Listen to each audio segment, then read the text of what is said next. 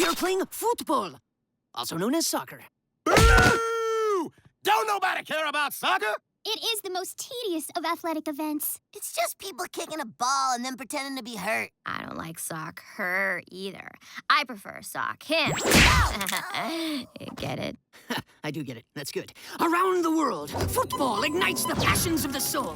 It can bring a nation together or tear it apart. Most importantly, it is a metaphor for the miracle of life. Are we still talking about soccer? Stop calling it soccer! It's football!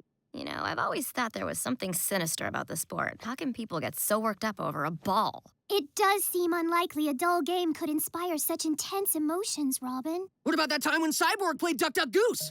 The duck? The duck? The goose! I am the goose! The goose! I'm coming for you! No one escapes the goose! Football is a beautiful game. Now say it and let it live in your hearts. Football. Football? No, football. Football! With passion. Football! That's starting to sound international. Sock him. Ow! I'm hilarious. Great energy. Now let's take the field.